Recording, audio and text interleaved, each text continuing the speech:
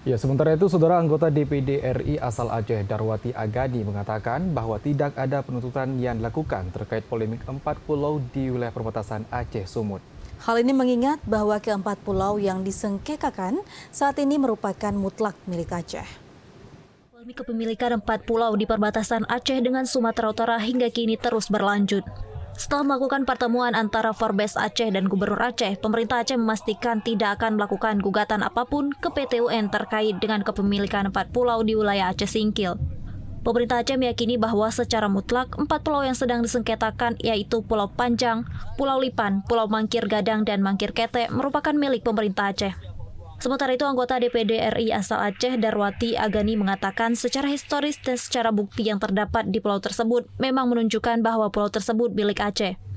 Untuk itu, dirinya meminta kepada pemerintah pusat untuk segera mengembalikan keempat pulau tersebut ke Aceh dan mencabut SK Mendagri yang telah dikeluarkan. Penetapan SK dari Mendagri itulah suatu kesalahan ya, karena memang secara data, secara historis bahwa keempat pulau tersebut adalah miliknya Aceh.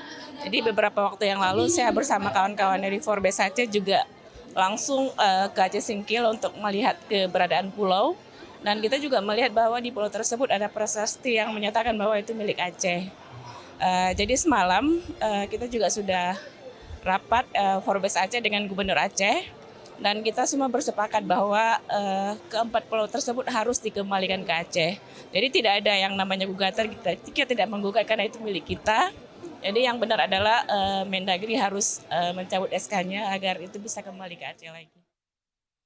Dirinya menambahkan bahwa pada 18 Juni mendatang, Gubernur Aceh akan segera menemui Mendagri. Jikapun nantinya pertemuan tersebut tidak membuahkan hasil, Gubernur Aceh akan segera menjumpai Presiden Prabowo. Dari Banda Aceh, Muhammad Ilyas, TVRI Aceh melaporkan.